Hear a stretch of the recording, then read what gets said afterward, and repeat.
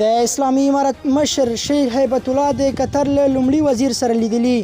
تازه جزئیات خپاره شوي. ویډیو تر پایه وګورئ او د ویډیو په پای کې را سره خپل نظرونه هم شریک کړئ. د قطر هیواد لومړي وزیر ویلي تر هغې چې په افغانستان کې منځلارې دولت جوړ نشي او ښځې پکې د وزیري رئیسي سفیر او رهبرې په توګه ونه منل شي د نړیوالې ټولنې برخه کېدل ناشوني دي.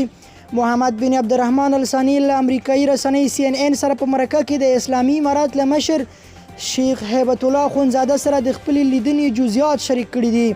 نوموړي ویلي چې له هغه سره په لیدنه کې قطر هیواد د بیلګې په توګه یاد کړی چې ښځې او سړي په ټولو ټولنیزو چارو کې برابر رول لري.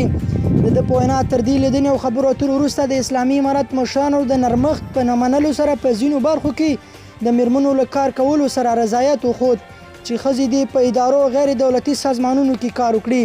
هغه همدارنګه ویلي چې له شیخ هیبت الله اخوندزاده سره د اسلامي هیوادونو پر سیاستونو خبرې کړي دي. محمد بن عبدالرحمن الثاني له یاد ټلویزیون سره په مرکه کې ټینګار کړی چې د اسلامي هیوادونو دیني عالمان دې د اسلامي امارت له مشرانو سره اړیکې ونیسي او خبرې دې ورسره وکړي. د قطر هیواد لومړي وزیر په تیره می میاشت کې کندهار ته راغلی او د اسلامي امارت له مشر سره یې هم کتلي وو.